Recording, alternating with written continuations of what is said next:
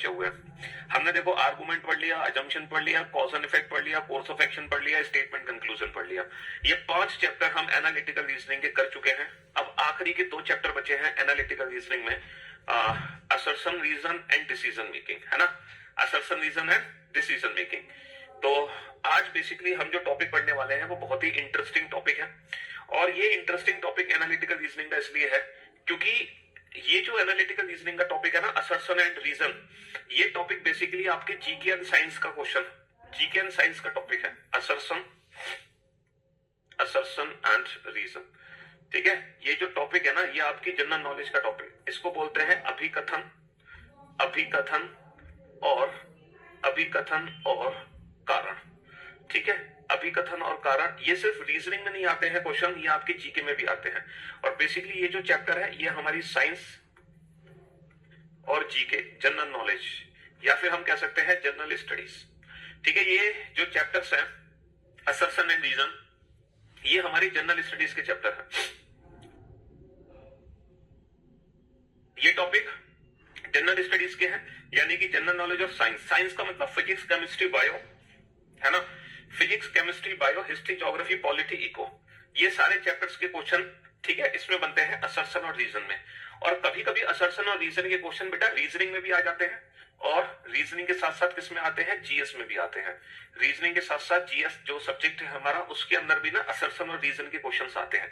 अब basically assertion और reason exactly है क्या, देखो एक चैप्टर हमने पढ़ा था cause and effect, cause and effect, ठीक है, और एक चैप्टर है असर्शन एंड रीजन। ये दोनों चैप्टर लगभग मिलते जुलते हैं। एक चैप्टर है रीजन एंड असर्शन, कह सकते हो आप रीजन एंड असर्शन। ठीक है, जैसे कि इस चैप्टर में क्या होता है, इस चैप्टर में होता है कारण और परिणाम। ठीक है, कारण और परिणाम। और इस चैप्टर में क्या है, इस चैप्टर में भी कारण और ये जो, इसको हिंदी में तो कहते हैं अभिकथन, लेकिन बेसिकली ये परिणामी है, बेसिकली ये परिणामी है। अब इन दोनों चैप्टर में फर्क क्या है, इन दोनों चैप्टर में बहुत फर्क है। देखो इस चैप्टर में तो हम क्या चेक करते थे, इस चैप्टर, ये जो चैप्टर था ना हमारे, इस चैप्टर के अंदर जो भी स्टेटमेंट होता था वो हमारे वास्तविक जीवन से जुड़ी एक घटना होती थी, है ना। इस चैप्टर में जो भी हम स्टेटमेंट देते थे, हम बेसिकली 2 कथन देते थे, कथन ए और कथन बी, और हम ये चेक करते थे ये जो घटनाएं होती थी, ये वो घटनाएं होती थी जो हमारे दैनिक जीवन में घटित होती हैं। तो हम यहाँ पर ये चेक करते थे ये दोनों घटनाएं एक दूसरे की वजह से हो रही है या ये दोनों घटनाएं अलग अलग हो रही हैं। हम यहाँ पे क्या चेक करते थे, ये दोनों घटनाएं एक दूसरे की वजह से हो रही है या फिर ये दोनों घटनाएं अलग अलग घटित हो रही है ना जी। लेकिन इस चैप्टर में आप क्या चेक करोगे, इस चैप्टर में भी आपको 2 कथन होंगे, कथन ए और कथन बी। पहले तो आप ये चेक करोगे ये जो दोनों कथन है, ये कथन बेसिकली किससे रिलेटेड होंगे, ये हमारे जनरल नॉलेज से रिलेटेड होंगे, जी के। यहाँ पर जो क्वेश्चन थे वो एक जनरल स्टेटमेंट होते थे, जनरल स्टेटमेंट्स मतलब, है ना, वो घटनाएं होती थी जो हमारे दैनिक जीवन में घटित होती हैं, व्यवहारिक घटनाएं। यहाँ पर व्यवहारिक में आप लिख लेना, व्यवहारिक घटनाएं होती हैं यहाँ पे, जो हमारे जनरल लाइफ, जो सामाजिक घटनाएं हैं, जो हमारे दैनिक जीवन में घटनाएं घटित हो रही हैं। लेकिन यहाँ पर क्या होगा, यहाँ पर 2 स्टेटमेंट जो होंगे ना वो साइंस के बेसिस पर होंगे, साइंस के बेसिस पर। ठीक है, यहाँ पर जो 2 स्टेटमेंट होंगे वो साइंस के बेसिस पर होंगे। तो हमें ये चेक करना है कि इन दोनों स्टेटमेंट में से कौन सा स्टेटमेंट ट्रू और फॉल्स है। यहाँ पे बेसिकली ट्रू और फॉल्स चेक करना है। जैसे कि यहाँ पर तो वो घटनाएं होंगी जो घटित हो चुकी हैं, जैसे मान लो एक आदमी ने 2 लोगों की हत्या कर दी, है ना, और दूसरा कथन है कि उस आदमी को फांसी की सजा दे दी, तो हत्या करना कारण होगा और सजा देना, फांसी की सजा देना उसका परिणाम हो गया। लेकिन इस चैप्टर में 2 स्टेटमेंट जो होंगे ना वो पता है किस तरीके से होंगे, जैसे गर्मी में टेम्परेचर, ठीक है, क्या कहते हैं, 2 स्टेटमेंट इस तरीके से हो सकते हैं, जैसे जो ऊटी है, ऊटी वो दिल्ली से अधिक ऊंचाई पे बसा हुआ है, पहला कथन। दूसरा कथन आपको दे देंगे कि जो पहला कथन क्या है, मतलब पहला कथन है कि जो ऊटी है वो दिल्ली से ज्यादा अधिक ठंडा है। दूसरा कथन है कि जो ऊटी है वो दिल्ली से अधिक ऊंचाई पे बसा हुआ है। तो यहाँ पर जो स्टेटमेंट होंगे वो साइंस के बेसिस पर होंगे। इसका मतलब हमें ये चेक करना है कि ट्रू और फॉल्स, की ये जो स्टेटमेंट है ये ट्रू है या फॉल्स है, इंडिविजुअल स्टेटमेंट ट्रू है या फॉल्स है। पहले तो हमें ये चेक करना है कि हमारे स्टेटमेंट ट्रू या फॉल्स है। उसके बाद हम ये चेक करेंगे कि अगर ये दोनों स्टेटमेंट ट्रू है तो क्या इसके पीछे का कारण जो है वो यही है या फिर कारण ये नहीं है। हम ये चेक करते हैं। तो बेसिकली रीजन असर्शन में हम इंडिविजुअल स्टेटमेंट को ट्रू फॉल्स चेक करते हैं, है ना, क्योंकि ये क्वेश्चन हमारे जी के जीएस पर बेस्ड होते हैं। जबकि कॉज एंड इफेक्ट चैप्टर में हम ट्रू फॉल्स चेक नहीं करते, हम ये चेक करते हैं कि ये दोनों घटनाएं एक दूसरे से रिलेटेड है कि नहीं है, कि एक घटना दूसरे की वजह से हो रही है, दूसरी पहली की वजह से हो रही है, पहली दूसरे की वजह से हो रही है। ये इन दोनों चैप्टर में फर्क है। और बाकी फर्क आप तब देखोगे जब आप एक्चुअल में क्वेश्चन बनाओगे, ठीक है। असर्शन रीजन का जब आप क्वेश्चन करोगे तो बाकी जो डिफरेंस है आपको तब समझ आएगा बहुत अच्छे से, ठीक है, जब आप एक्चुअल क्वेश्चन बनाओगे इसका। असर्शन एंड रीजन, अभिकथन और कारण। देखो इस तरीके से एग्जाम में क्वेश्चन हमें देखने को मिलेगा, ये क्वेश्चन हमें देखने को मिलेगा। अब आप इस क्वेश्चन को देखकर ये पता लगाओ कि ये दोनों कथन इंडिविजुअल ट्रू हैं या इनमें से कौन सा सही कौन सा गलत है। हमें ट्रू फॉल्स चेक करना है और हमारे सामने कुछ 5 तरीके के विकल्प होंगे, हमारे सामने कुछ 5 तरीके के विकल्प होंगे, ठीक है। A for assertion, R for reason, A for अभिकथन, आर फॉर कारण, ठीक है। इसका मतलब क्या है? कारण, इसको हिंदी में कहते हैं कारण, ठीक है। और इसको हिंदी में कहते हैं अभिकथन या फिर सिर्फ कथन भी लिख सकते हो, अभिकथन या फिर सिर्फ कथन भी लिख सकते हो। तो आप पहले ये चेक करो क्या ये दोनों ही कथन सत्य है या इनमें से कोई एक सत्य या दोनों ही गलत है, ठीक है। हाँ जी, डाउट अभी तक सॉल्व नहीं हुआ, हो जाएगा सॉल्व, धैर्य बनाए रखो, बस पेशेंस की जरूरत होती है। हाँ जी, तो मेरे दोस्त मेरे भाई ये बताओ क्या पहला स्टेटमेंट ट्रू है? We feel comfortable in hot and humid climate. अब देखो गर्मी भी बहुत भयंकर पड़ रही है और क्योंकि बारिश भी शुरू हो चुकी है तो ह्यूमिडिटी भी बढ़ गई है। तो जब ह्यूमिडिटी होती है, जब गर्मी भयंकर पड़ती है, तो क्या हम कंफर्टेबल फील करते हैं? ये बताओ, क्या हम कंफर्टेबल फील करते हैं गर्मी और ह्यूमिडिटी में? सर बिल्कुल गलत। पहला जो कथन है वो बिल्कुल गलत है कि हम जो है गर्मी में और ह्यूमिडिटी में सहज महसूस नहीं करते हैं। दूसरा है sweat evaporate faster in humid climate. ये कह रहे हैं कि आर्द्र जलवायु में पसीना तेजी से वाष्पित हो जाता है। क्या बेटा आपकी बॉडी से पसीना तेजी से निकल जाता है ह्यूमिडिटी में? बिल्कुल गलत, क्योंकि जब ह्यूमिडिटी होती है तो हमारा शरीर ना चिपचिपाने लगता है, उमस। हम कहते हैं ना कि उमस के दिनों में शरीर चिपकने लगता है। आपको पता है जब बारिश का मौसम हो, आप है ना, जब आप कूलर चला लो, कूलर, तो कूलर चलाते तो हमारी बॉडी बिल्कुल चिपकने लगती है, यानी कि पसीना चिपकने लगता है, इवोपरेट नहीं होता। तो जितनी ज्यादा ह्यूमिडिटी होगी उतना ज्यादा बॉडी में पसीना चिपकेगा।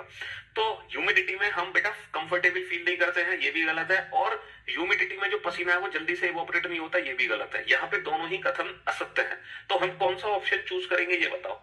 Both A and R are true, गलत। Both A and R are true, गलत। A is true but R is false, गलत। A is false but R is true, गलत। Both A and R are false. हम यहाँ पे choose करेंगे ए और R दोनों असत्य हैं। हम यहाँ पे क्या, सहज का मतलब होता है कंफर्टेबल। तुम अंग्रेजी नहीं पढ़ पा रहे हो, तुम्हें हिंदी भी नहीं आती, तुम्हें इंग्लिश भी नहीं आती, भाई साहब फिर मैं कौन सी लैंग्वेज बताऊं। तुम हिंदी में सहज देख रहे हो, तो अगर आप हिंदी में नहीं समझ पा रहे तो इंग्लिश में समझ लो क्या लिखा हुआ है, कंफर्टेबल।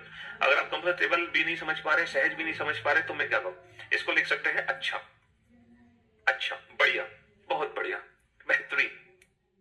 सहज का मतलब होता है गुड, कंफर्टेबल, हम एकदम इजी हैं। चलिए साहब, तो मैं उम्मीद करता हूं, अच्छा ये जो एनालिटिकल रीजनिंग का चैप्टर है ना, इससे आपकी ना जनरल नॉलेज बढ़ेगी। अभी तक आपको ना सामाजिक ज्ञान मिल रहा था, अभी तक आपको है ना सामाजिक ज्ञान मिल रहा था, अब आपको भी सामाजिक विज्ञान का ज्ञान मिलेगा, ठीक है। अभी तक आप सोशल लाइफ जी रहे थे, अब आप सोशल साइंस की लाइफ जियोगे। अब आप थोड़ा सा सामाजिक विज्ञान की नॉलेज लोगे, सामाजिक विज्ञान, ठीक है। अभी तक जो चैप्टर थे वो सामाजिक थे, सोशल थे, अब सोशल साइंस वाला चैप्टर है, ठीक है। ऑर्डर की थी तो नहीं आई भैया, तो वहां पता लगाओ क्यों नहीं आई, मुझे क्या पता, कुछ बात रही होगी, डिलीवरी पे चेक करो, वहां पूछो। आरामदायक। ह्यूमिडिटी, ह्यूमिडिटी को नहीं पता आपको? ह्यूमिडिटी यानी कि उमस। जब वाटर में, जब एनवायरमेंट में पानी का रेशो बढ़ जाता है बेटा, जितनी ज्यादा ह्यूमिडिटी होती है ना, एयर में बारिश आने की संभावना उतनी ज्यादा होती है। ह्यूमिडिटी मतलब आर्द्र जलवायु, मतलब जो हमारी जलवायु है, जो हमारा एनवायरमेंट है हमारे आसपास, वो जो वायु है वो ठंडी हो जाती है, मतलब उसके अंदर मॉइस्चर आ जाता है एयर के अंदर, उसको बोलता है ह्यूमिडिटी। शिमला दिल्ली की तुलना में ठंडा है, बिल्कुल सही बात है बेटा, शिमला जो है दिल्ली की तुलना में ठंडा है, बिल्कुल सही बात है। Shimla is at higher altitude as compared to Delhi, बिल्कुल सही बात है, जो शिमला है वो दिल्ली की अपेक्षा अधिक ऊंचाई पे बसा है। तो यहाँ पे दोनों ही कथन सत्य हैं। Both A and R are true, both A and R are true. अब मान लो यहाँ पे दोनों ही कथन सत्य हैं, तो अब हम कौन सा ऑप्शन चूज करेंगे? हम ए ऑप्शन चूज करेंगे या बी? क्योंकि दोनों ही ऑप्शंस में दोनों ही कथन हमारे क्या है, सत्य हैं। अब हम ये ऑप्शन तब चूज करेंगे जब आर ए की सही व्याख्यान है। अच्छा ये बताओ, शिमला जो है अधिक ठंडा, क्या इसके पीछे का कारण यही है कि शिमला अधिक ऊंचाई पर है इसलिए अधिक ठंडा है? बिल्कुल सही बात है।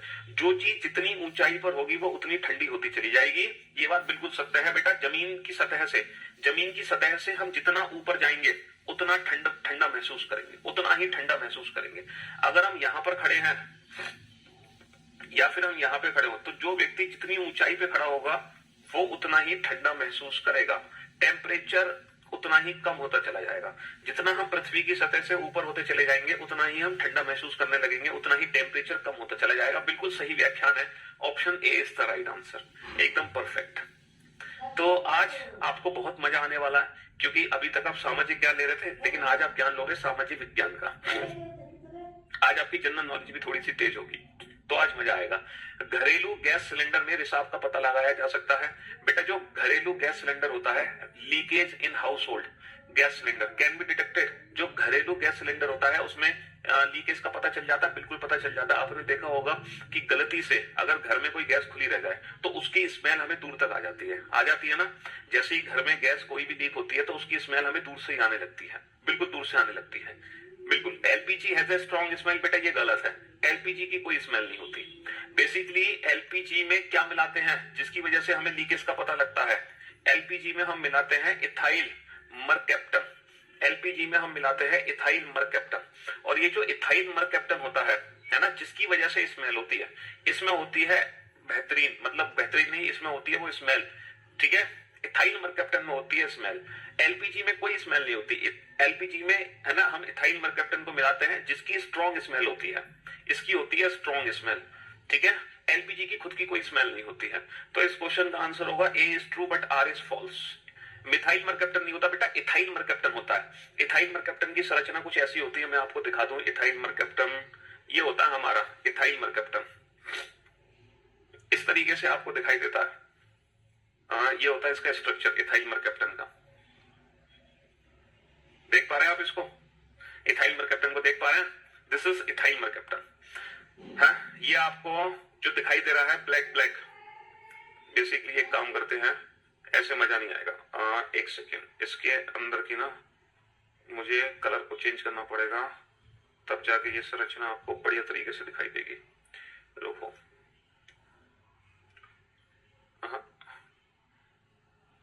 इसको पहले बाउंड्री में बंद करते हैं।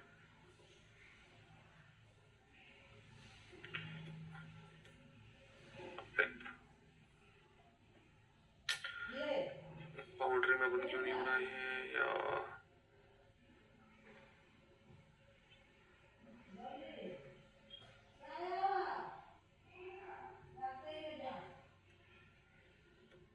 हाँ जी, तो ये क्या हो गया?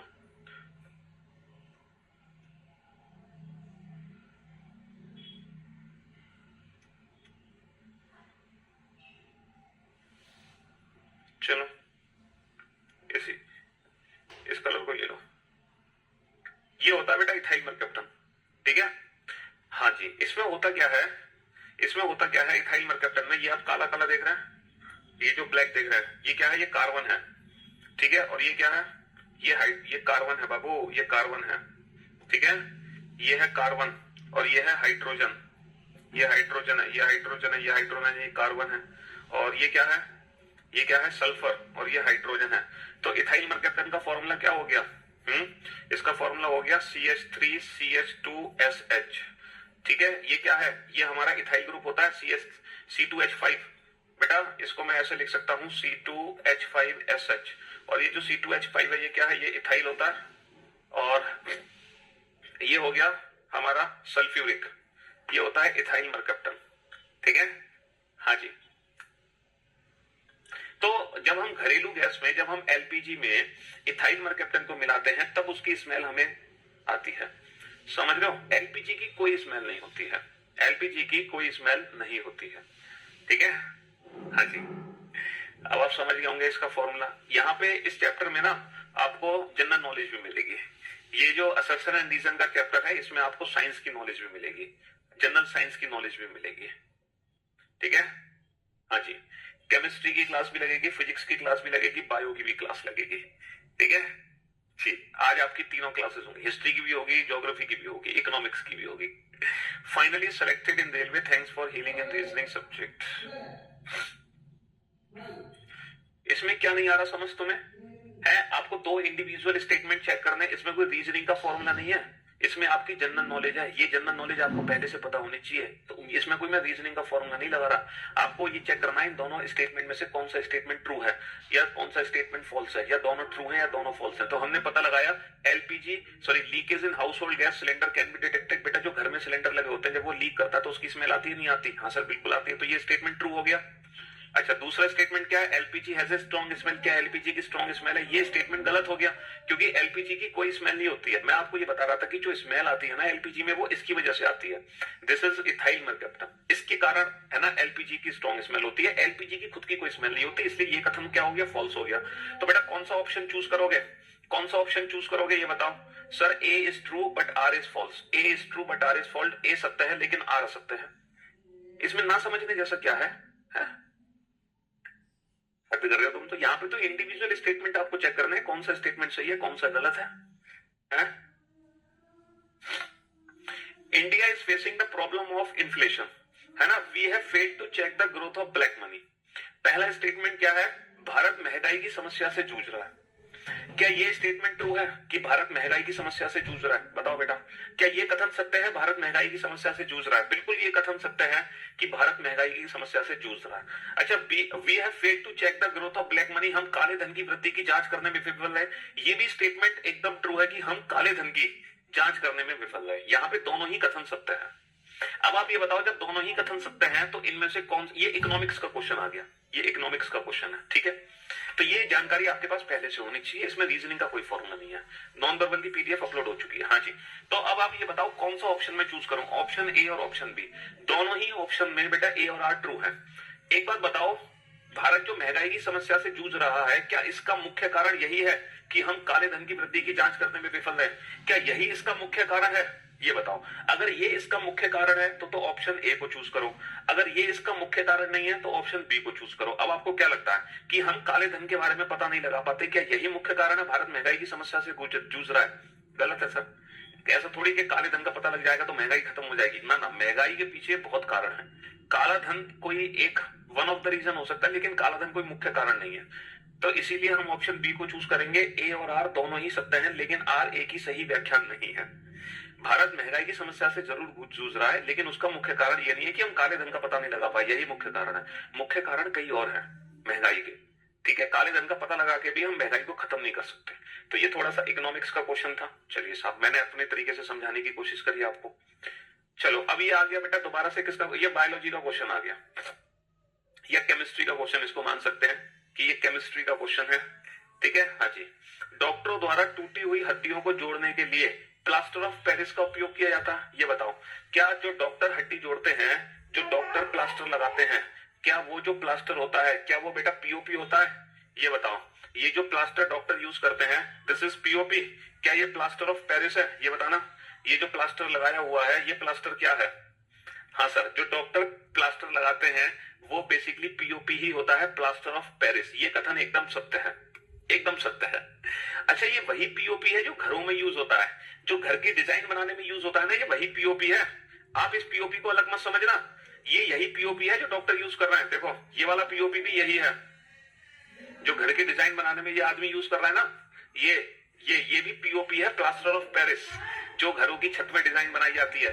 और ये पीओपी और जो प्लास्टर है ना, प्लास्टर हमें लगाया जा रहा है, ये पीओपी, ये दोनों पीओपी एक जैसे हैं, समझ रहे हो? ये दोनों पीओपी सेम है, ऐसा नहीं कि ये पीओपी हमारा डिफरेंट है, ये दोनों ही पीओपी है। ये भी पीओपी है, ये भी पीओपी है, ठीक है। हाँ जी, दोनों ही पीओपी है, दोनों ही प्लास्टर ऑफ पेरिस है।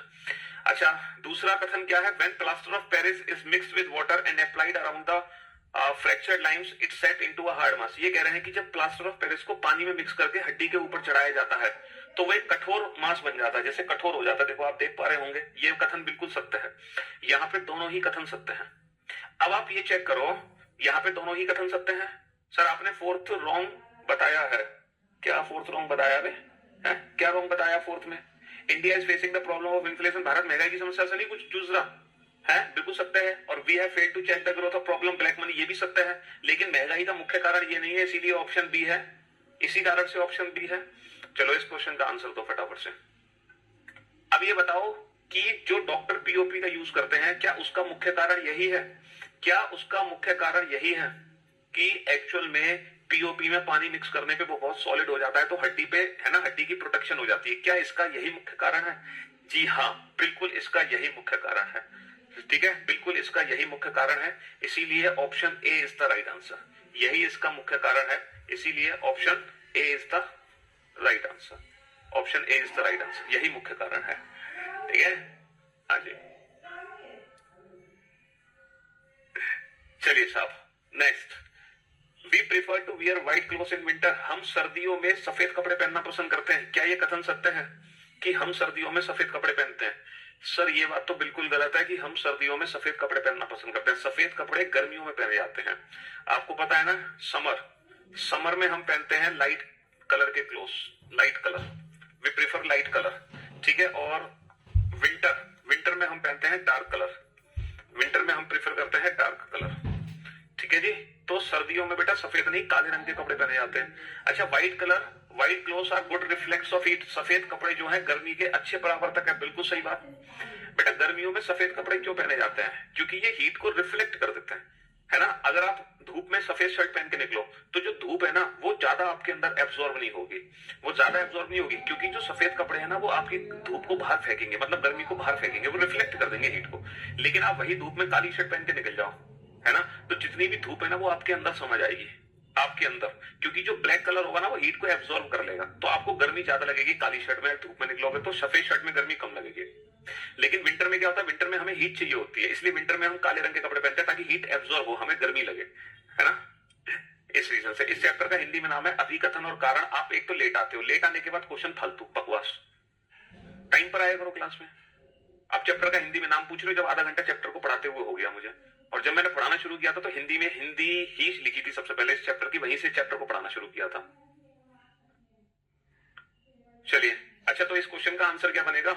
इसका आंसर क्या बनेगा? इसका आंसर बनेगा A is false but R is true. A is false but R is true. अभिकथन झूठा है, कारण सत्य है। मतलब ये वाला कथन गलत है और ये वाला कथन सत्य है। इस कथन का नाम है आर, इस कथन का नाम है ए। चलिए next, baking soda creates acidity in the stomach. आप जानते हैं बेकिंग सोडा जो होता है, बेकिंग सोडा जिसको खाने का सोडा भी कहते हैं, खाना सोडा, इसको मीठा सोडा भी कहते हैं। ये वो सोडा है जो खाने में यूज किया जाता है, ठीक है, हाँ जी, बेकिंग सोडा, खाने का सोडा, ठीक है। अच्छा, ये जो है ये कह रहा है कि create acidity in the stomach. ये जो बेकिंग सोडा है क्या पेट में एसिडिटी पैदा करता है, ये बताओ। अच्छा, ये बताओ सोडा क्या है, सोडा एल्कलाइन है या एसिडिक है? ये एल्कलाइन है या ये एसिडिक है? एसिडिक है। ये क्षारीय है या अम्लीय है? सोडा क्या है, सोडा क्षारीय है या अम्लीय है? ठीक है सर, जो सोडा होता है वो अम्लीय नहीं होता, क्षारीय होता है, क्योंकि इसकी पीएच वैल्यू ना, इसकी जो पीएच वैल्यू होती है वो ग्रेटर देन 7 है, 8 पॉइंट समथिंग होती है शायद, 8 पॉइंट समथिंग। मैं एकदम परफेक्ट तो नहीं बता पा रहा। तो ये जो होता है ना सोडा होता है क्षारीय, ये बेस होता है बेस, है ना, ये एल्कलाइन होता है। ये क्या होता है, ये एल्कलाइन होता है क्षारीय। तो जब ये बेस है, एल्कलाइन है, तो एसिडिटी पैदा कैसे करेगा? ये बात बिल्कुल गलत है। एक्चुअली सोडा तो एसिडिटी को खत्म करता है, सोडा तो एसिडिटी को क्या करता है, खत्म करता है। जब पेट में एसिडिटी होती है ना तो इनो क्यों पीते हैं हम?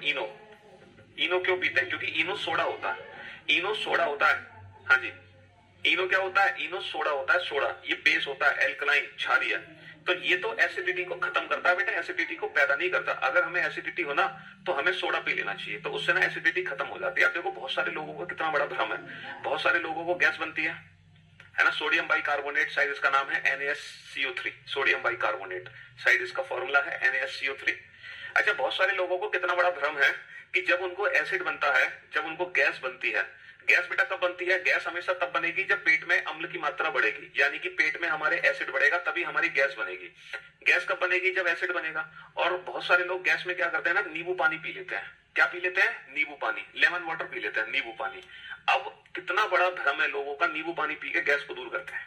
मेरे भाई, नींबू क्या होता है? लेमन, नींबू होता है एसिड, वो एसिडिक है, वो अम्लीय है। यानी कि पेट में आग लग रही है, उसमें घी छिड़कने का काम करता है नींबू, यानी कि उस एसिडिटी को और बढ़ा देता है। तो भाई साहब अगर कभी भी गैस बने, एसिड बने पेट में, तो कभी नींबू पानी नहीं पीना चाहिए। हमेशा क्या पीना चाहिए? हमेशा इनो पीना चाहिए, मतलब सोडा पीना चाहिए, क्योंकि सोडा ही उस एसिड को खत्म करेगा, नींबू नहीं खत्म कर सकता उस एसिड को। समझ रहे हो? है ना? नींबू एसिडिटी को और बढ़ा देता है, नींबू गैस को और बढ़ा देता है, नींबू आग लगा देता है, कम नहीं करता। सोडा आग को खत्म करता है पेट की। ठीक है? हाँ जी। बेकिंग सोडा इज एल्कलाइन, ये बात बिल्कुल सच है कि जो बेकिंग सोडा है वो क्षारीय है। तो इस क्वेश्चन का आंसर क्या बनेगा? इस क्वेश्चन का आंसर बनेगा A is false but R is true. ये गलत है लेकिन ये सत्य है। ठीक है? हाँ जी।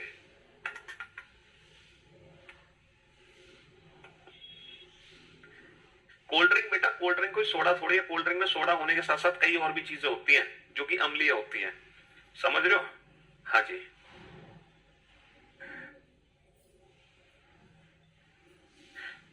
कह रहे नींबू पानी पीने से ठीक हो जाता है वो आपका भ्रम है। एक्चुअली होता क्या है, जब हमारे गैस बनती है तो हम नींबू पानी पी लेते हैं तो गैस ना और ज्यादा बनने लगती है, तो वो गैस ना रिलीज हो जाती है, चाहे कहीं से भी रिलीज हो, तो फिर हम ना रिलैक्स महसूस करते हैं। तो बेसिक नींबू पानी ना उस गैस को रिलीज कर देता है। क्यों रिलीज कर देता है? क्योंकि गैस की मात्रा बढ़ जाती है पेट में। जब मात्रा बढ़ेगी तो वो रिलीज हो जाएगी, और रिलीज होगी तो हमें आराम मिलेगा, तो हमें लगेगा वो इसने ठीक कर दिया हमें। तो ठीक नहीं किया, उसने उसको रिलीज करा है? हाँ जी। जबकि सोडा क्या है, उसको वहीं की वहीं खत्म कर देगा। अच्छा, इस क्वेश्चन का आंसर दो। व्हेन कॉमन सॉल्ट यानी कि सोडियम क्लोराइड, सारे फॉर्मूले भी पढ़ लोगे आप, हैं? When common salt is kept open it absorb moisture from the air. देखो हम जानते हैं आजकल, देखो रेनी सीजन है ना, आपको पता है बरसात का मौसम है, तो बरसात के मौसम में अगर हम नमक को खुला छोड़ दें तो नमक क्या सील जाता है हमारा, पता है ना आपको, कि अगर हम नमक को खुला छोड़ दें तो हमारा जो नमक है वो मॉइस्चर एब्सॉर्ब कर लेता है। क्या कर लेता है? मॉइस्चर एब्सॉर्ब कर लेता है। ये बात बिल्कुल सत्य है, ये बात बिल्कुल सत्य है। तो A is true, A is true, ये बिल्कुल सत्य है। अच्छा, common salt contain magnesium chloride. क्या कॉमन सॉल्ट में मैग्नीशियम क्लोराइड होता है? ये बताओ, क्या कॉमन सॉल्ट में मैग्नीशियम क्लोराइड होता है? बेटा कॉमन सॉल्ट होता है NaCl, लेकिन इसमें मैग्नीशियम क्लोराइड होता है MgCl2 है, और इसमें कैल्शियम क्लोराइड का तो पता नहीं, लेकिन मैग्नीशियम क्लोराइड इसमें, हेलो, इसमें मैग्नीशियम क्लोराइड होता है एज ए इम्प्योरिटीज। बिल्कुल सही बात है। कॉमन सॉल्ट में इंप्योरिटीज के रूप में मैग्नीशियम क्लोराइड होता है, कॉमन सॉल्ट में इंप्योरिटीज के रूप में मैग्नीशियम क्लोराइड होता है। ये बात बिल्कुल सच है, आपको नहीं पता। बेटा हम एग्जैक्ट NaCl नहीं खाते हैं, जो हमारे घरों में नमक यूज होता है उसमें इंप्योरिटीज भी मिली होती है, और इंप्योरिटीज होती है मैग्नीशियम क्लोराइड। इंप्योरिटीज क्या होती है? मैग्नीशियम क्लोराइड, ये इंप्योरिटीज है ना। और ये जो इंप्योरिटीज है, यही इंप्योरिटीज है जो एयर के कांटेक्ट में आके मॉइस्चर बनाती है। यही इंप्योरिटीज है जो एयर के कांटेक्ट में आके नमक को क्या कर देती है, मतलब नमक सील जाता है। इसी इंप्योरिटीज की वजह से जो कॉमन सॉल्ट होता है ना, उसको हवा में खुला छोड़ दो, अगर हमारा प्योर नमक है ना तो वो कभी सीलेगा नहीं, कभी नहीं सीलेगा। हमारा नमक सीलता ही इस वजह से है, उसमें सीलन ही इस वजह से आती है कि जो इंप्योरिटीज मिली होती है ना, वो मॉइस्चर को एब्सॉर्ब कर लेती है, वो एयर में जो वाटर मॉलिक्यूल होते हैं ना उसको एब्सॉर्ब कर लेती है। ठीक है, इसलिए हमारा नमक सील जाता है। तो ये एकदम मुख्य कारण है नमक सीलने का। तो नमक सीलने के पीछे का कारण ही यही है। तो इसीलिए हम कौन सा ऑप्शन चूज करेंगे? Option A. Both A and R true and R is the correct explanation of A. A और आर दोनों सत्य हैं, और आर ए की सही व्याख्यान है, और आर ए की सही व्याख्यान है। ठीक है जी। हाँ जी।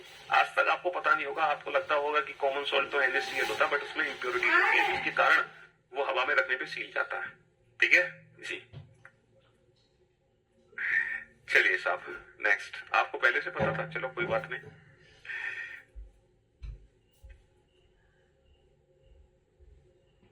सर मैंने आपकी बुक और VOD, मैंने आपकी VOD कर ली है, अब किसी बुक से कोई सवाल नहीं छूट रहा है, मजा आ गया सर। चलो बहुत बढ़िया बात है, गुड जॉब।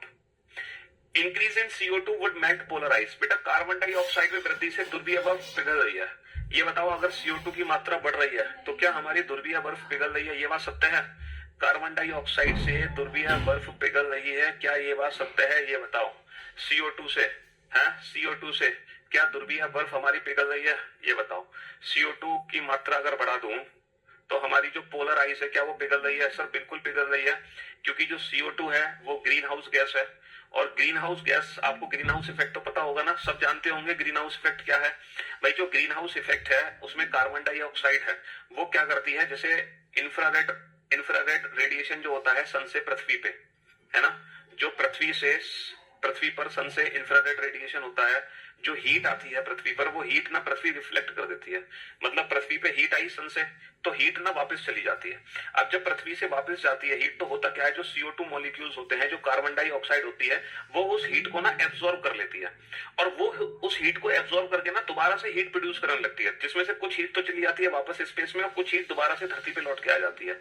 तो जो कार्बन डाइऑक्साइड है वो धरती को गर्म किए जा रहा है, वो दोबारा से हीट को दोबारा से धरती पे फेंके जा रहा है। मतलब जो सूरज से हीट पड़ी धरती पे, धरती से वो रिफ्लेक्ट होकर वापस चली गई, लेकिन वो CO2 उसकी आधी हीट को दोबारा धरती पे भेज रहा है। ठीक है, तो जैसे जैसे CO2 की मात्रा बढ़ रही है, वैसे वैसे गर्मी बढ़ रही है, टेम्परेचर बढ़ रहा है। अब जब टेम्परेचर बढ़ रहा है तो बेटा बर्फ तो पिघलेगी ना। बर्फ कैसे पिघलती है, बर्फ को टेम्परेचर दो। ठीक है, ग्लोबल वार्मिंग क्या है, ग्लोबल वार्मिंग यही तो है, ग्रीन हाउस इफेक्ट। भैया जैसे जैसे टेम्परेचर बढ़ेगी, है ना, जैसे जैसे टेम्परेचर बढ़ेगा वैसे वैसे बर्फ हमारी पिघलना शुरू होगी। तो कार्बन डाइऑक्साइड की वृद्धि से टेम्परेचर बढ़ेगा तो बर्फ पिघलेगी। ये कथन बिल्कुल सत्य है, ये कथन बिल्कुल सत्य है।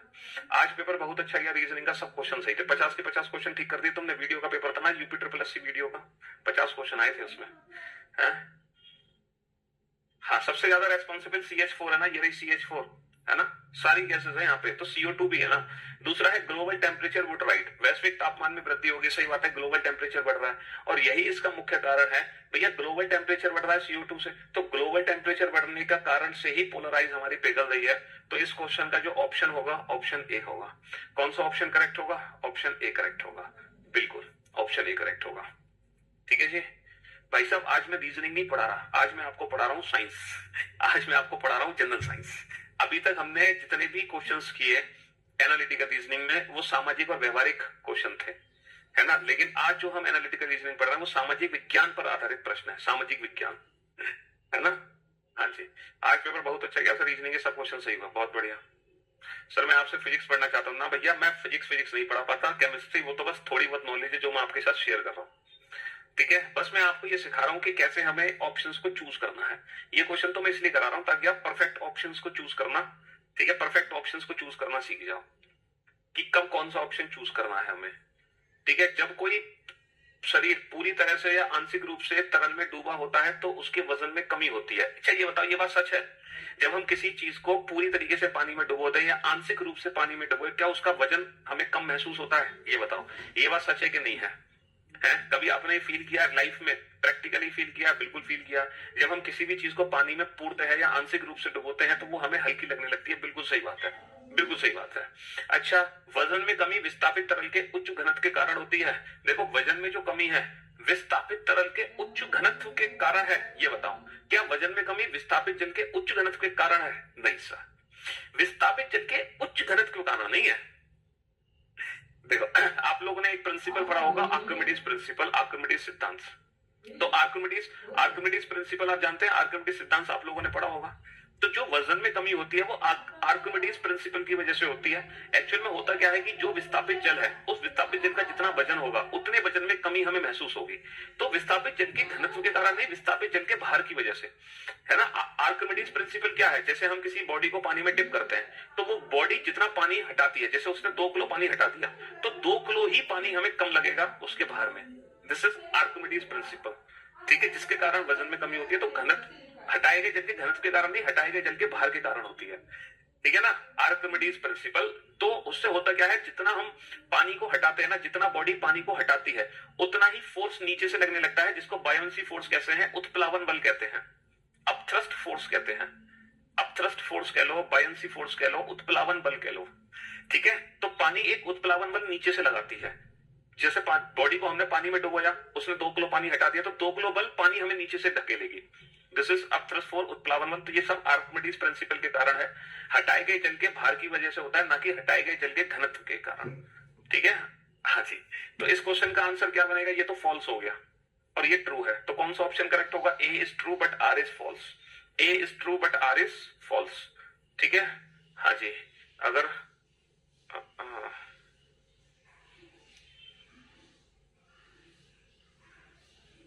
समझ गया? हाँ जी। नेक्स्ट, मजा आ रहा है पढ़ के? Physics, chemistry, biology, history, geography, polity, Bharat में सबसे ज्यादा किसान खेती से जबरन बाहर होते जा रहे हैं। देखो इकोनॉमिक्स का क्वेश्चन आ गया। भारत में सबसे ज्यादा किसान जो है जबरन खेती से बाहर होते जा रहे हैं। बिल्कुल सही बात है। आप लोग जानते हैं कि आजकल किसानी बहुत कम होती जा रही है। पहले एक जमाना था जब वो मतलब भारत में आधे से ज्यादा लोग किसान हुआ करते थे, है ना, आधे से ज्यादा खेत हुआ करते थे लोगों के पास, तो आधे से ज्यादा किसान हुआ करते थे। ये बात बिल्कुल सच है। दूसरा कथन है there land base is getting smaller, उनका भूमि आधार ज्यादा छोटा होता जा रहा है। ये बात बिल्कुल सच है। पहले बेटा कई बीघा खेत हुआ करते थे, कई बीघा, है ना, कई हेक्टेयर खेत हुआ करते थे, कई किले हुआ करते थे, किसानों के पास बहुत जमीनें हुआ करती थी खेती करने के लिए। तो जब इतनी जमीन हुआ करती थी खेती करने के लिए तो किसान ज्यादा से ज्यादा खेती करते थे। लेकिन आजकल क्या हर जगह से हाईवे निकाले जा रहे हैं, सरकार उन खेतों को खरीद रही है, तो खेत कम होते आ रहे हैं। तो जब खेत की जमीन कम होती आ रही है तो किसान भी कम होते जा रहे हैं, है ना। तो ये बात सच है, ये बात भी सच है। और किसान जबरन खेती से बाहर इसीलिए होते आ रहे हैं क्योंकि उनके पास खेती करने के लिए जमीन ही नहीं है। तो यही इसका मुख्य कारण है। तो जब यही इसका मुख्य कारण है ना, यही इसका मुख्य कारण है, इसीलिए ऑप्शन ए को चूज करेंगे। ए और आर दोनों सत्य है और आर ए की सही व्याख्या है कि किसान खेती से इसीलिए जबरन बाहर होते जा रहे हैं क्योंकि उनका भूमि आधार छोटा होता है, उनके पास जमीन ही नहीं है खेती करने के लिए, तो खेती करेंगे कहां। ठीक है, हाँ जी, चलिए नेक्स्ट। सेफ्टी फ्यूज उच्च गलनांक वाले तत्व का बना होता है। ये बताओ जो सेफ्टी फ्यूज होते हैं उसका जो मेल्टिंग पॉइंट होता है, क्या वो हाई मेल्टिंग पॉइंट होता है, हाई मेल्टिंग पॉइंट, या लो मेल्टिंग पॉइंट होता है सेफ्टी फ्यूज का। सेफ्टी फ्यूज का ये बताओ लो मेल्टिंग पॉइंट होता है या हाई मेल्टिंग पॉइंट होता है सेफ्टी फ्यूज का। दीज आर सेफ्टी फ्यूज, है ना, दीज आर सेफ्टी फ्यूज। इनका जो मेल्टिंग पॉइंट होता है वो लो मेल्टिंग पॉइंट होता है या हाई मेल्टिंग पॉइंट होता है, ये बताओ। ये होते हैं सेफ्टी फ्यूज। ये जो अंदर से एक वायर जा रहा है बहुत पतला सा, ठीक है, ये जो वायर जाता है ना, ये जो वायर जाता है कटआउट, इसको कटआउट बोलते थे, आप लोगों ने शायद देखा होगा, पहले ऐसे बड़े बड़े कटआउट लगते थे। ठीक है, तो ये जो वायर होता है इसको बोलते हैं फ्यूज वायर, सेफ्टी फ्यूज। इसके अंदर वायर है, इसके अंदर है एक वायर। तो ये जो फ्यूज वायर होता है इसका जो मेल्टिंग पॉइंट होता है लो मेल्टिंग पॉइंट होता है या हाई मेल्टिंग पॉइंट होता है। सर इसका बेसिकली ना लो मेल्टिंग पॉइंट होता है, हाई मेल्टिंग पॉइंट नहीं होता, इसका लो मेल्टिंग पॉइंट होता है। लो मेल्टिंग पॉइंट होने का मतलब क्या है, जैसे ही इसमें करंट ज्यादा फ्लो होगी, करंट ज्यादा फ्लो होगी यानी कि हीट प्रोड्यूस हुई, तो अगर लो मेल्टिंग पॉइंट है तो ये जल्दी पिघल जाएगा और बीच में से ब्रेक हो जाएगा। बीच में से ब्रेक हो जाएगा तो लाइट हमारी कट हो जाएगी और हमें बचा लेगी। तो जैसे शॉर्ट सर्किट हुआ, कहीं शॉर्ट सर्किट हुआ, करंट ज्यादा फ्लो हुई, बीच में से ब्रेक हुआ, लाइट अपने आप कट हो गई, तो जो उससे नुकसान होने वाला है लाइट से, शॉर्ट सर्किट होने से, वो बच जाता है। तो इसलिए इसका जो मेल्टिंग पॉइंट होता है वो लो मेल्टिंग पॉइंट होता है, हाई मेल्टिंग पॉइंट नहीं होता। Safety fuse protects against damage caused by excessive electric current. सही बात है। सेफ्टी फ्यूज अधिक विद्युतीय प्रवाह से होने वाले नुकसान से बचाता है। ये बात बिल्कुल सच है। तो इसीलिए इस क्वेश्चन का आंसर क्या होगा, है ना, R is true, A is false but R is true, A is false but R is true. भैया मेल्टिंग पॉइंट लो होता है, हाई नहीं होता, तो ये तो असत्य है, तो ये तो ए इज फॉल्स है, लेकिन ये सत्य है क्योंकि जो सेफ्टी फ्यूज है वो हमें नुकसान होने से बचाता है, अधिक विद्युत प्रवाह से होने वाले नुकसान से बचाता है। चलिए, एक गर्म भूजल दिवस में खुले तालाब का पानी ठंडा रहता है। ये बताओ, ये बात सच है। आप कभी गर्मियों में, आप तो बेटा गर्मी है, तालाब में जाकर डुबकी मारो तब आपको पता चलेगा, है ना। आप गर्मी है, आपसे पढ़ना मैं बहुत अच्छा लगता है। You are Guru of guru's, Guru of guru's ये क्या हो गया, गुरु ऑफ गुरुस।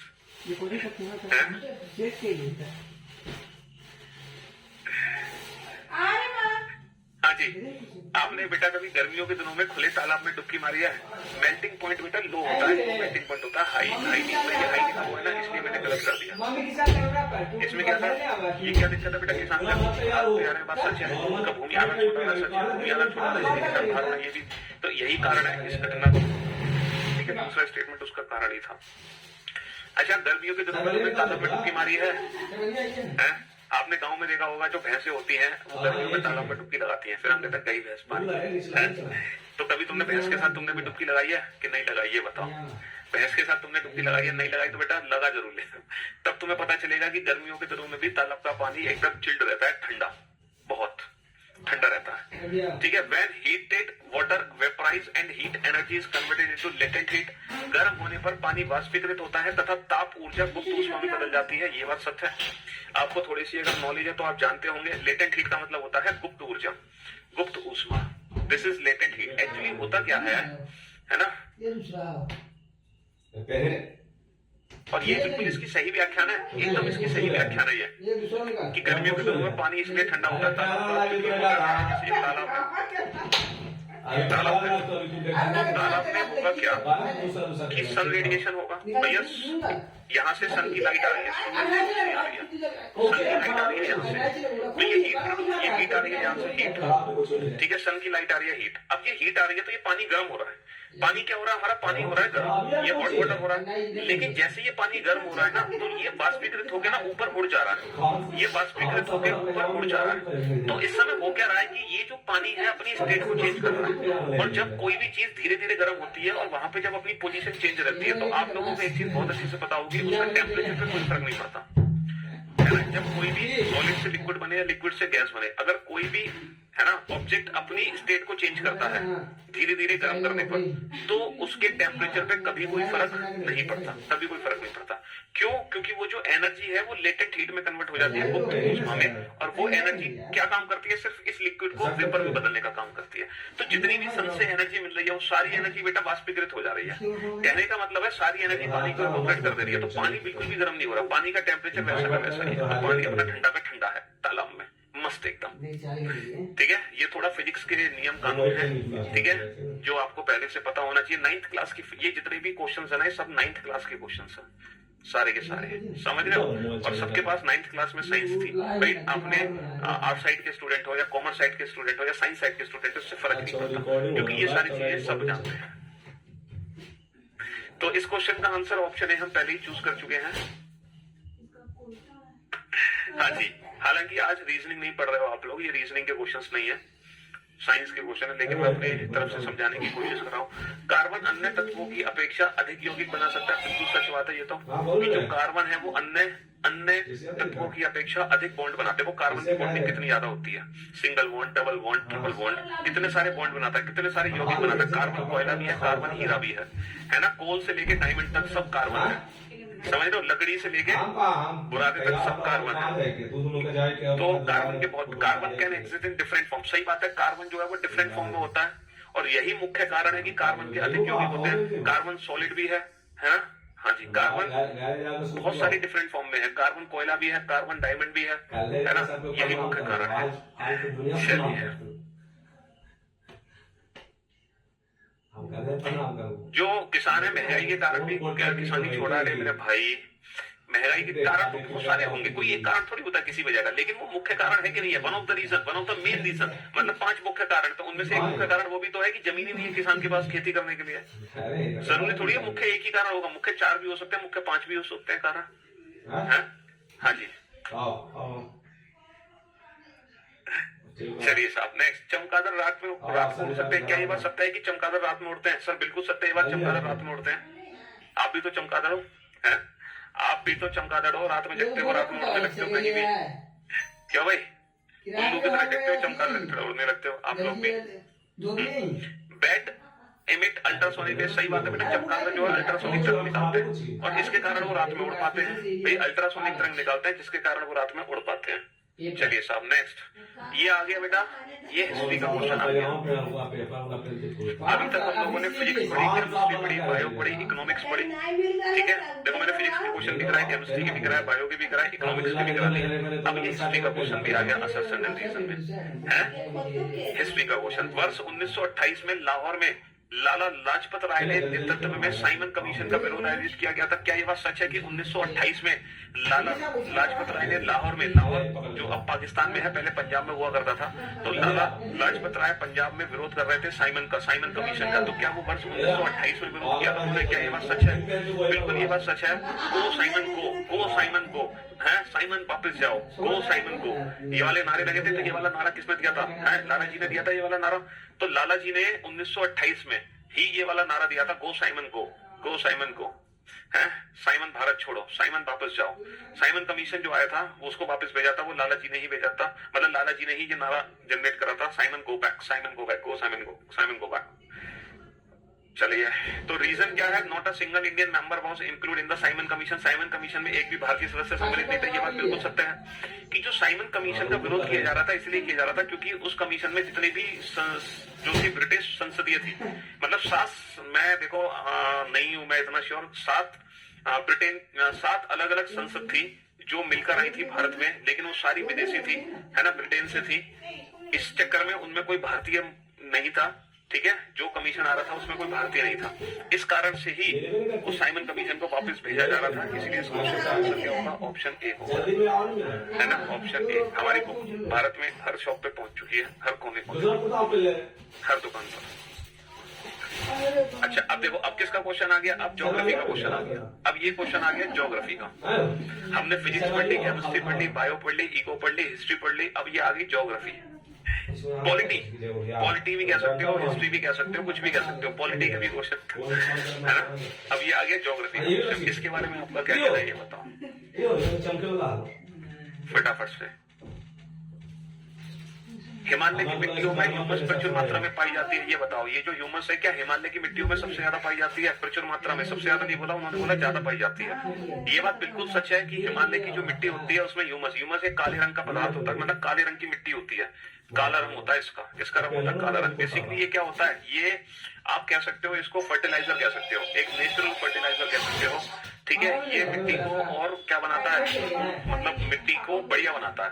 ये बेसिकली ह्यूमस बनता कैसे है? ये ह्यूमस बनता है decomposition of plants and animals, ठीक है। जो प्लांट्स और एनिमल्स की बॉडी होती है, जो मिट्टी में मिल जाती है, उसी के डिकम्पोजिशन से ह्यूमस बनता है ना। ये काले रंग का होता है, इससे ना मिट्टी की क्षमता और बेहतर हो जाती है, मतलब ये उसका काम करता है, किसका? फर्टिलाइजर का काम करता है, ठीक है। हाँ जी, बढ़िया। तो हिमालय में मिट्टियों में सबसे ज्यादा होता है। Most of the area in Himalaya forested, ये बात बिल्कुल सच है। हिमालय में सर्वाधिक क्षेत्र वनाच्छेद होते हैं। भाई हिमालय में अधिकतर क्या है? जंगल है, मतलब हिमालय में अधिकतर जो पहाड़ी क्षेत्र होता है वहां पे पेड़ पौधे ज्यादा होते हैं, और पेड़ पौधे ज्यादा होते हैं जिसके कारण से हमारा ह्यूमस प्रचुर मात्रा में होता है। नहीं पाया जाता, क्यों नहीं पाया जाता? भैया मेरे उपजाऊ मिट्टी होती है हिमालय की। हाँ, उपजाऊ कह सकते हो, ये बात सच है, उपजाऊ। हाँ, ये वर्ड हम यूज कर सकते हैं, उपजाऊ मिट्टी होती है, उपजाऊ मिट्टी, बिल्कुल सही कहा आपने। हिमालय की जो मिट्टी होती है वो उपजाऊ मिट्टी होती है, वो ह्यूमस की वजह से होती है। और वो ह्यूमस क्या होता है? वो प्लांट्स और एनिमल में डिकम्पोजिशन होता है।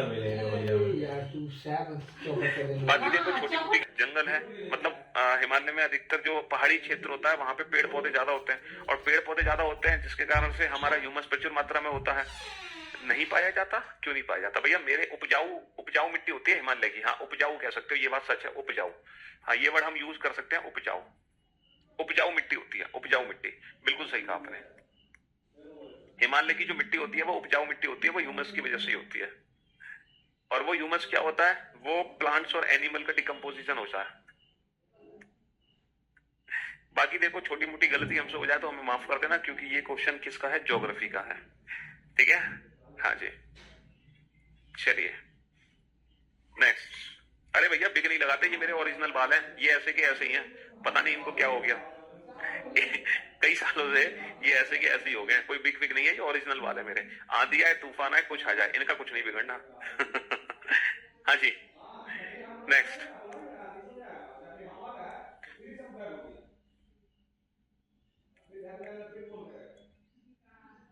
नेक्स्ट क्वेश्चन पे,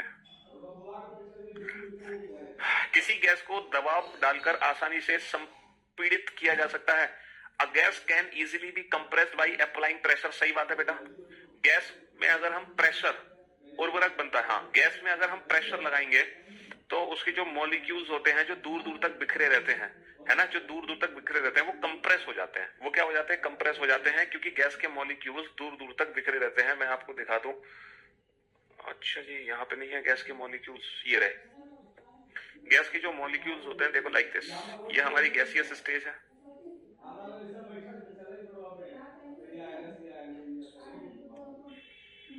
है ना। तो ये गैस है, ये लिक्विड है, ये सॉलिड है, ठीक है। तो गैस को कंप्रेस करने पर उसको आसानी से, मतलब प्रेशर लगा के आसानी से कंप्रेस कर सकते हैं। Since the interparticle space between gases are very large, they can decrease by applying pressure. सही बात है, और यही इसका मुख्य कारण है ना। ये भी सही बात है, यही इसका मुख्य कारण है। हाँ जी, नेक्स्ट। इसलिए सिलेंडर में सीएनजी गैस भरते हैं, कंप्रेस्ड नेचुरल गैस होती है। It is easier to cook food at sea level as compared to higher altitude. ये कथन है, अधिक ऊंचाई की तुलना में समुद्र तल पर भोजन पकाना आसान है। ये बताओ, ये मजेदार क्वेश्चन है। अधिक ऊंचाई की तुलना में अगर मैं समुद्र तल पे खाना पकाऊं तो मेरे लिए वो बेहद आसान होगा। कहने का मतलब है कि समुद्र तल पे भोजन जल्दी पक जाएगा, और जितनी पहाड़ों पर हम खाना पकाएंगे तो पहाड़ों पर खाना हमारा देर से पकेगा। ये बताओ। हाँ जी, क्या ये बात सच है कि पहाड़ों पर खाना देर से पकता है और समुद्र तल पर खाना जल्दी पकता है? बिल्कुल सच है ये बात। बिल्कुल सच है ये बात कि समुद्र तल पे खाना जल्दी पकता है, पहाड़ों पे खाना देर में पकता है। उसका कारण मैं दूंगा आपको, रुकना भी। दूसरा, the boiling point of water increase at high altitude. ये कह रहे हैं कि अधिक ऊंचाई पर पानी का क्वथनांक, यानी कि जो पानी का बॉइलिंग पॉइंट है वो बढ़ जाता है। ये बात गलत है बाबू। देखो, जितनी ऊंचाई पर हम जाएंगे, जितनी ऊंचाई पर हम जाएंगे, जितनी ऊंचाई पर हम जाएंगे, है ना, जितनी ज्यादा ऊंचाई पर हम चलते चले जाएंगे, पानी का जो बॉइलिंग पॉइंट होगा वो घटता चला जाएगा। पानी का बॉइलिंग पॉइंट घटता चला जाएगा जितनी ऊंचाई पर चलते चले जाएंगे। मैं इसका कारण दे रहा हूं, रुकना। तो होता क्या है कि अगर मैं समुद्र के लेवल पे बात करूं, सी लेवल पे, तो यहां पर जो पानी का बॉइलिंग पॉइंट है वो 100 डिग्री सेल्सियस है।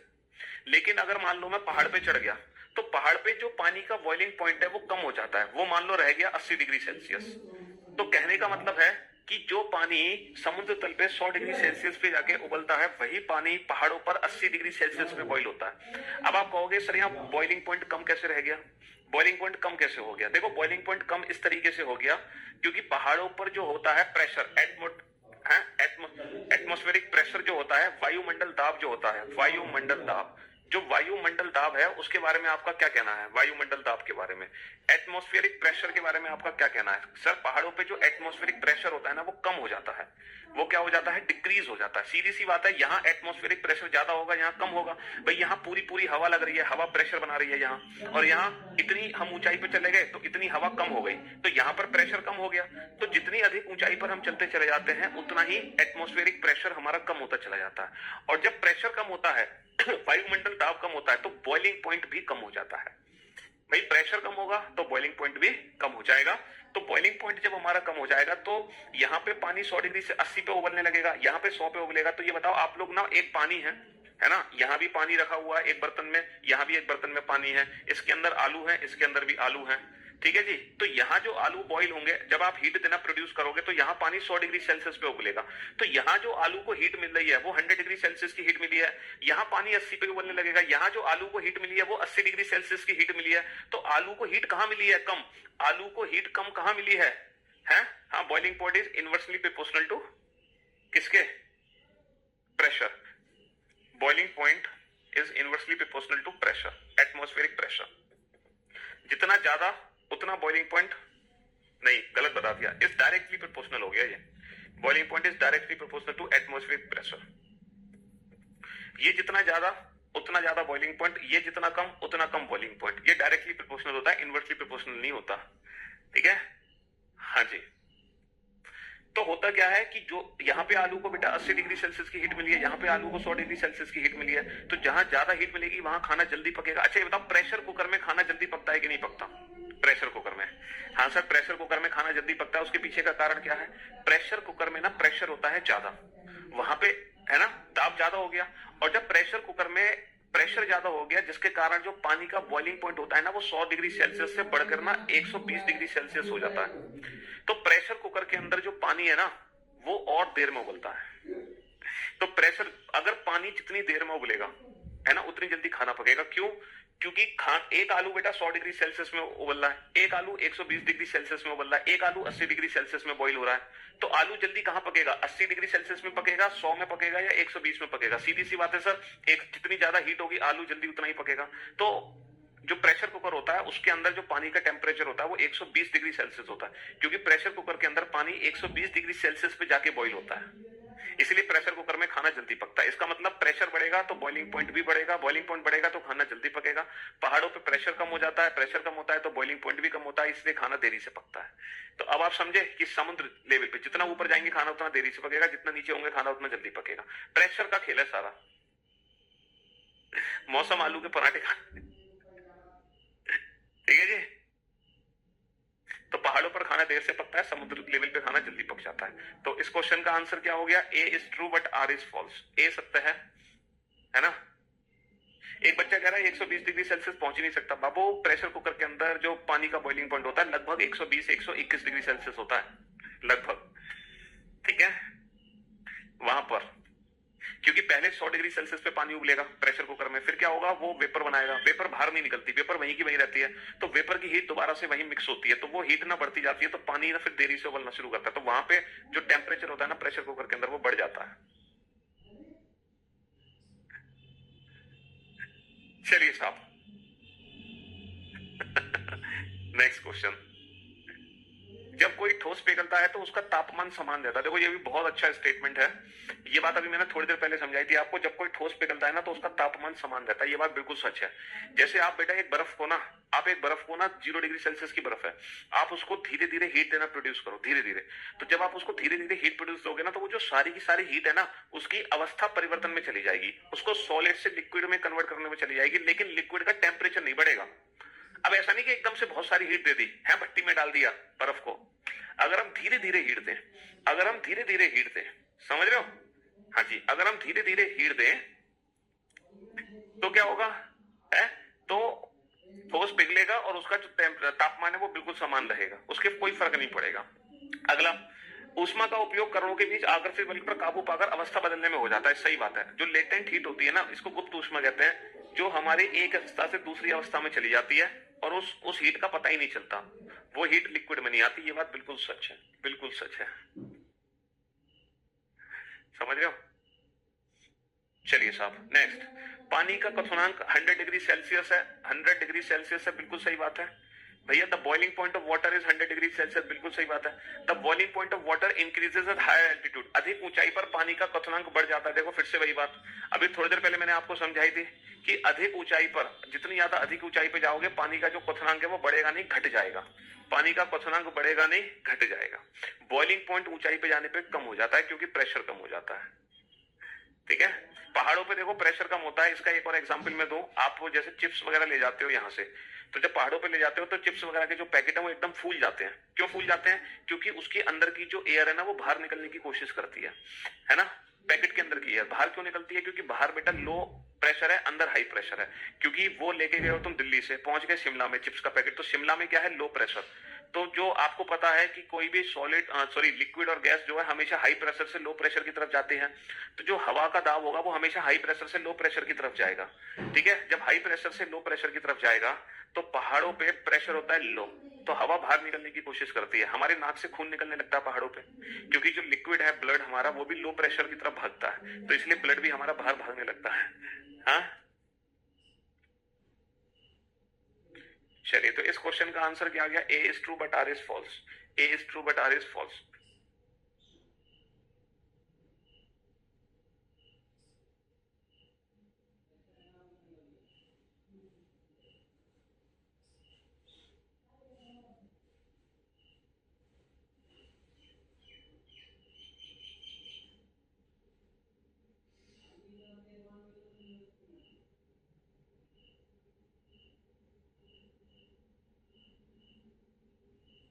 हाँ जी, किसी ठोस को सीधे गैस में परिवर्तन ऊर्ध्वपातन कहलाता है सब्लिमेशन, बिल्कुल सही बात है। The conversion of solid directly into gas, है ना। जैसे आपने कपूर देखा होगा, कपूर देखा है, कैम्फर, कपूर देखा है, कपूर।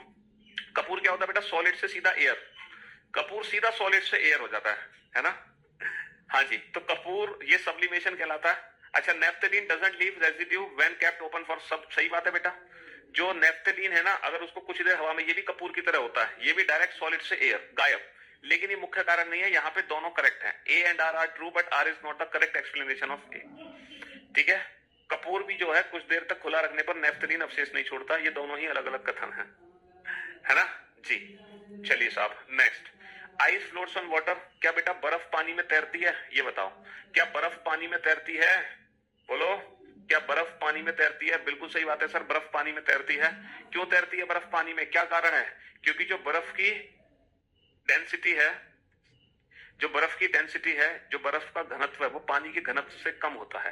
देखो, अगर हमारा घनत्व, हमारी डेंसिटी अगर वाटर से कम है, जिस ऑब्जेक्ट की डेंसिटी वाटर की डेंसिटी से कम है, वाटर की डेंसिटी शायद 1 सेंटीमीटर, एक एक 1 ग्राम पर सेंटीमीटर क्यूब होती है मेरे ख्याल से, शायद एक बार चेक कर लेना। तो जो बर्फ की डेंसिटी होती है ना, वो होती है शायद 0.9 ग्राम पर सेंटीमीटर क्यूब। तो यानी कि जब बर्फ को पानी में डाला जाता है, जब बर्फ को पानी में 0.9 ग्राम, जो कि 1 ग्राम पर सेंटीमीटर क्यूब शायद, है ना, पानी की डेंसिटी, और शायद बर्फ की होती है मेरे ख्याल से 0.9 ग्राम पर सेंटीमीटर क्यूब। तो बर्फ की डेंसिटी पानी की डेंसिटी से कम है। इसका मतलब जब बर्फ को पानी में डालते हैं ना, तो 90% बर्फ तो पानी में डूब जाती है। और 10% बर्फ पानी से बाहर रहती है ना। 10% बर्फ पानी से बाहर रहती है। जब भी आप किसी आइस क्यूब को वाटर में डिप करोगे तो बेटा 10% आइस क्यूब बाहर रहेगी, 90% आइस क्यूब डूब जाएगी। तो घनत्व बढ़ने पर, है ना, घनत्व बढ़ने पर हम पानी में डूबेंगे, घटने पर पानी में तैरेंगे, ठीक है। तो liquid have lower density than solid, है ना। ठोस पदार्थों की तुलना में तरल पदार्थों का घनत्व कम होता है। ये बात तो गलत है ना, ये तो गलत है। तो option A is true but R is false, ठीक है। हाँ जी, A is true but R is false. अच्छा, हम लोग लाइफ जैकेट पहनते हैं। लाइफ जैकेट पहनने से हम पानी में तैरते हैं, उसके पीछे का भी कारण यही है, डेंसिटी। एक्चुअल में होता क्या है कि जब हम लाइफ जैकेट पहनते हैं तो हमारा वॉल्यूम बढ़ जाता है, वॉल्यूम बढ़ जाता है ना। और जब हमारा वॉल्यूम बढ़ जाता है तो डेंसिटी हमारी क्या हो जाती है, डेंसिटी कम हो जाती है, क्योंकि जो डेंसिटी है वो इनवर्सली प्रोपोर्शनल टू वॉल्यूम है। देखो, ग्राम पर सेंटीमीटर क्यूब, ये वॉल्यूम है, ये मास है। तो डेंसिटी क्या है, मास अपॉन वॉल्यूम। तो density directly proportional to mass है and density inversely proportional to volume है। तो जितनी ज्यादा भारी चीज होगी उसकी डेंसिटी उतनी ज्यादा होगी, यानी कि वो पानी में उतनी जल्दी डूबेगी।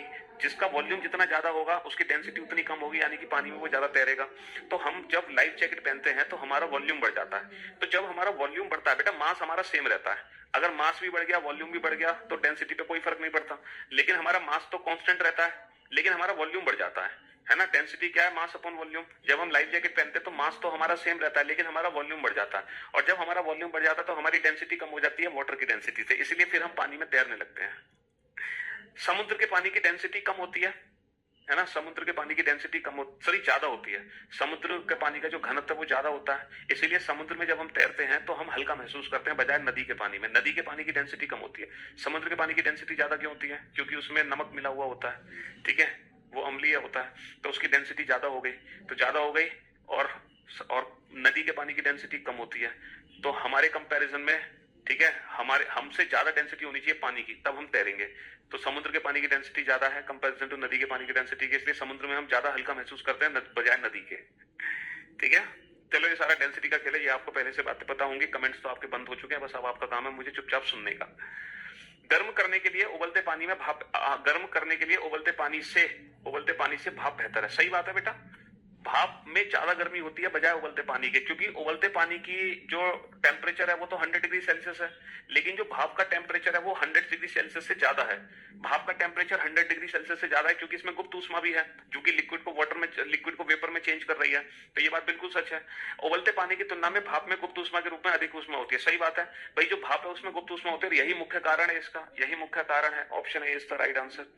चलिए, चीनी और नमक दोनों पानी में आसानी से घुल जाते हैं। बिल्कुल सही बात है, चीनी और नमक दोनों पानी में आसानी से घुल जाते हैं। चीनी और नमक ठोस होते हैं इसलिए पानी में आसानी से घुल जाते हैं। बेटा, ठोस होते हैं इसलिए घुल जाते हैं, ये तो गलत है ना। लकड़ी भी तो ठोस है, लकड़ी थोड़ी घुल जाएगी पानी में। लकड़ी भी तो ठोस है, लकड़ी थोड़ी घुल जाएगी पानी में। चलिए, तो भैया आज की सेवा फिर हम यही समाप्त करते हैं। तो आज हमें मिला सामाजिक विज्ञान का ज्ञान, ठीक है। ये थे असर्शन एंड रीजन। तो बेसिकली मुझे ये सिखाना था कि एग्जाम में आप ऑप्शंस को कैसे चूज करोगे। मेन काम है आपका परफेक्ट ऑप्शन चूज करना, ठीक है। Love you guys, love you all, take care, शुक्रिया, thank you so much, ta-ta bye bye. मिलते हैं हम आपसे कल।